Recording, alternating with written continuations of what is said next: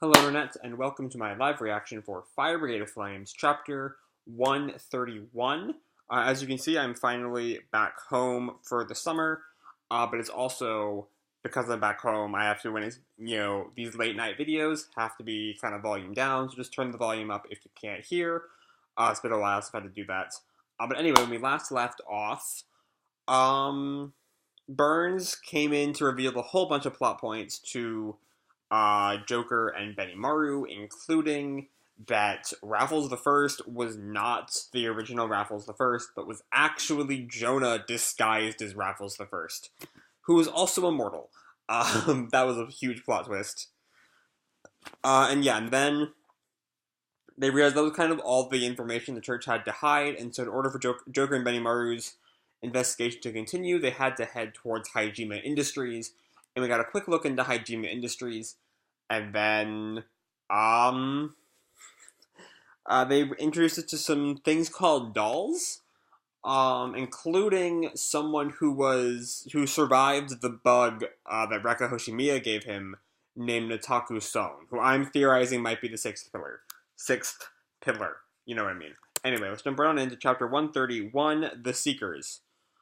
Oh, it's the gorilla Cyclops. The cover picture, like this giant, like, gorilla monster, but it has two eyes for being a Cyclops. But that's Maki's nickname. Scan later page. Okay, so we open up finally at the Company 8 church for the first time in about 2 months, with Shinra yawning. Bad night. I didn't sleep well at all, because I kept thinking about the Chinese peninsula's Amaterasu. Wait, is it the day after the China arc?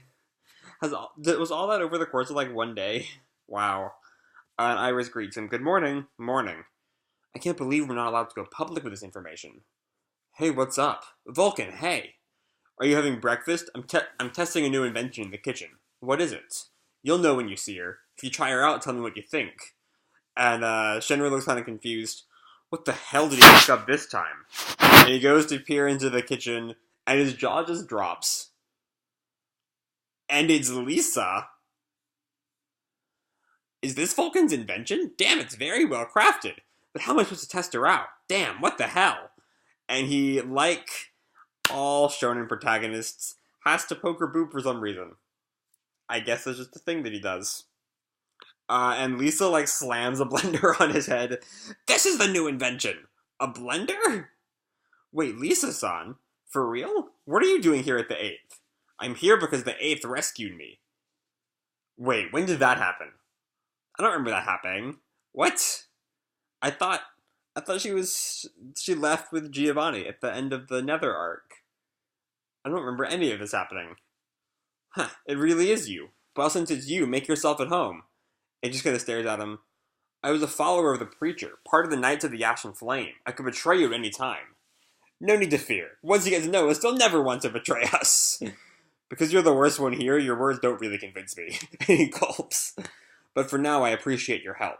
And she, like, grabs his shoulder. Then welcome to the 8th. Oh, there's Vulcan's new invention.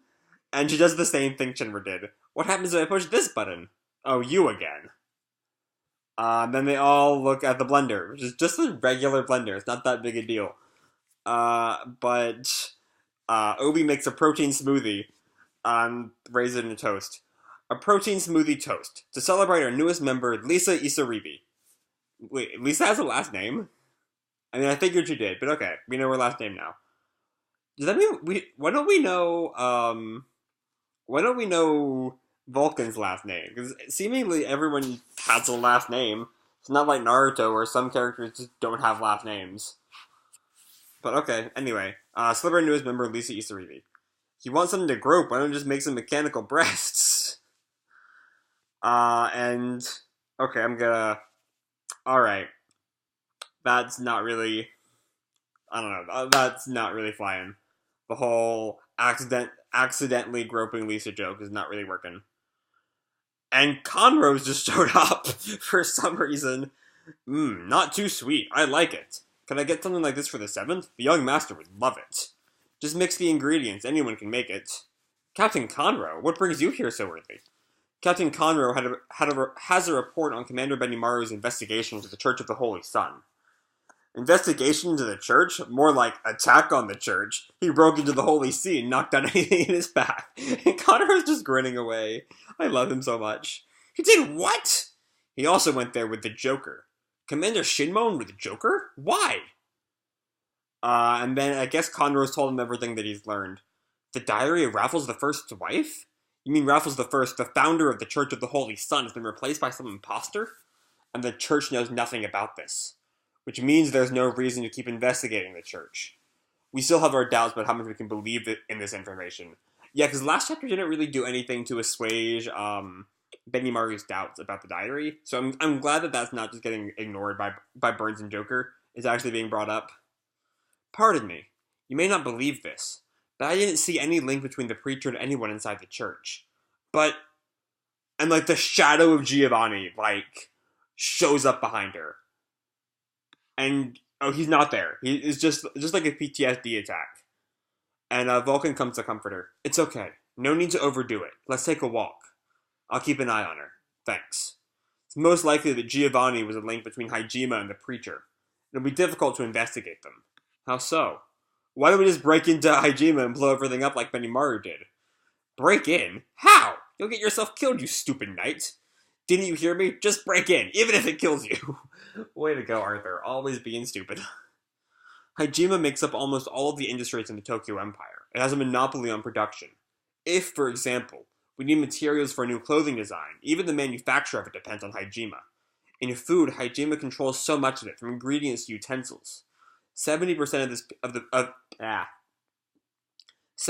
of people in this country depend on Hajime for jobs. Even us firefighters depend on Hajime, making me suspicious by association. And given how vast Hajime is, it's difficult to investigate, or to know where to look. If only we had someone who knows the insides of Hajime. ... Like Licht! Yeah, glad someone remembers Licht. Iris and Tamaki are busy with the purification ceremony, but where's our scientist? Seems Hajime called them out to report on the Chinese peninsula. And then we cut to the Hajime Industries papermaking factory. As Licht walks in... Oh, it's Hibana! Oh, good afternoon, Commander Hibana. I read your report about the Chinese peninsula. Right, I forgot she was involved with Hajime in some way. Was she allied with them? I can't quite remember. Or if she's like working on the inside. I don't know what her endgame is. What you saw couldn't have been based on the Amaterasu or Hajime's designs. That's why I got called into the president's office. Why is Hibana always here? You walk in there, you're not coming back out. Okay, who's the president? I thought you were Hajime's lapdog, but you decided to bite your owner. What's your goal? He's really Joker's lapdog, clearly. But he walks in the president's office anyway, and the president's just hanging out on a Game Boy. I mean, he's not anyone I recognize, at least. And Licht looks at him. About your report on the Chinese peninsula. Glio Hajime, president of Hajime Industries. Your job is to investigate the 8th, remember? Oh, okay. Victor is such a complicated web. Because he's working for Joker. Where did Joker put... Is Joker, like... Is Victor a pawn of Joker and Hajime who is using him to... Is it Joker is using Licht to investigate Hajime, who are using Licht to investigate the 8th? Or both Joker and Hajime both using Victor to investigate the 8th? I'm kind of confused about what's going on there. But I don't know. So the Hajime president wants Licht to investigate the 8th. Right, and monitor Shinra Kusakabe. You know it was irrational to say... then some other guy comes up. You know it was irrational for you to say that Amaterasu uses humans with the Adora Burst as fuel, in the same way as that machine you saw on the Chinese peninsula, right? But you haven't discussed any links to our company, which you remember is merely a philanthropic organization that helps children with fire abilities develop their skills, right? Who's this guy? This guy doesn't seem to be part of Hajime. Whatever. I'll give you another job. And he turns off his Game Boy. Bring Shinra Kusakabe to our lab. Licht is a spy who infiltrated the 8th. The truth about Licht and the orders from his inhuman boss are being revealed. To be continued, chapter 132, Trust and Truth. Okay, I'm pretty sure we already knew Licht was a spy. Now, who Licht was a spy for is a whole other ballgame, and I still don't think Licht is a part of Hajime, or at least I don't think his allegiances truly lie with Hajime. I think he's honestly more in league with Joker than anyone else. and he's just like working so many different angles on everything. Is my personal theory.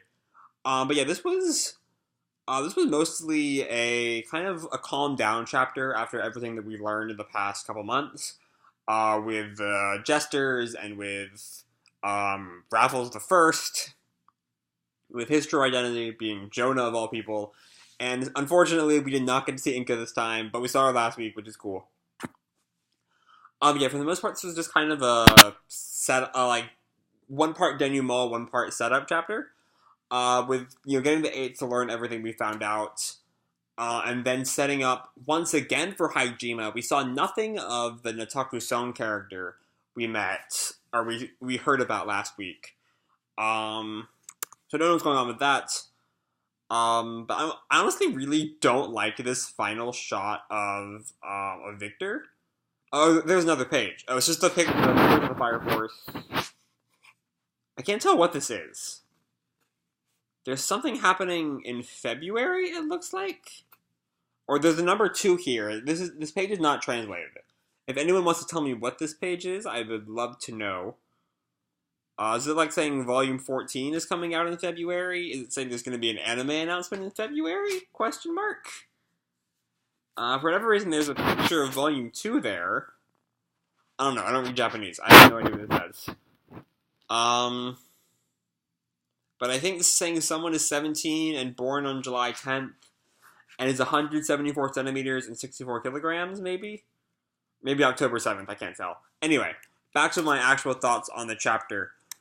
So we meet the president of Hajime, who is not anyone we've met, which is just kind of a meh thing. But his name is Glio, I think?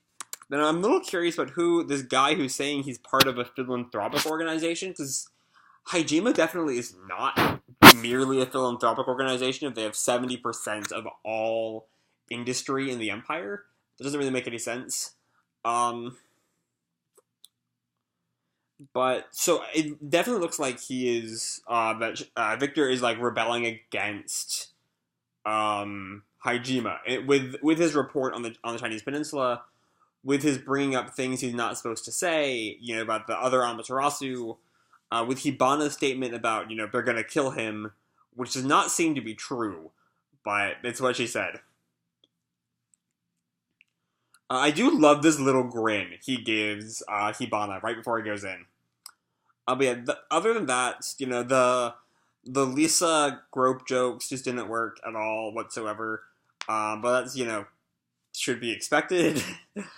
And yeah, I'm not, honestly, I don't know if I like or dislike just how plain the Hajime guys look. Like, they just look like regular businessmen. Which I think is, definitely makes them stand out compared to the rest of the cast who all look, not like that. But yeah, there's not really a whole lot to bring up this week. What else is there? I mean, mainly just discussing, the plans to attack Hajime, which was kind of getting shot down already. Though, admittedly, the 8th wants to investigate Hajime, and the Hajime wants to investigate Shinra, so I guess their like, goals kind of coincide right now. But one thing I've not brought up is the great Giovanni scene. As Lisa, like, flashes back to Giovanni for a split second. Though, if anyone can remember when exactly they rescued her from the 8th, because I remember at the end of the Nether, didn't she get re-brainwashed? Or was that just Sho? I know Sho got re-brainwashed. I'm pretty sure she was at least taken by Giovanni at the end, right? I don't know, I might be mistaken. See if I can find it on our wiki page. Let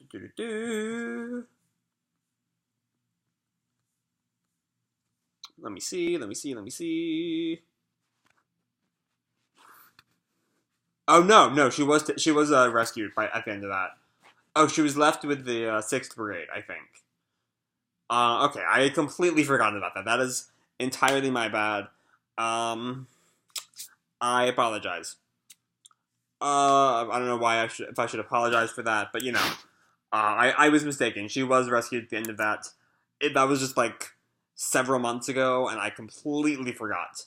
But anyways, really, all there is to bring up this week. I think this was kind of a light chapter. Certainly nothing like the craziness we got last week with all the reveals. This was just kind of, restating what we already knew and setting up for this new Hyjima Industries arc.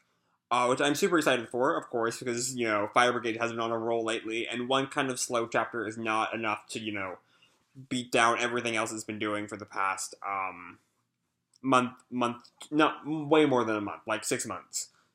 A year really, since the Nether. But yeah, I'm gonna leave this off here. Sorry if this felt kind of negative. I don't really mean it to be as negative as it might have come across. I did really enjoy this chapter, just not to the extent of the last arc. This feels very much like a setup chapter. But yeah, I'm gonna leave this video here. Hope you all enjoyed. If you did, drop me a like, subscribe, whatever the fuck you want. I don't really care. And as always, people, keep kicking ass, and I'll see you in the future. Bye.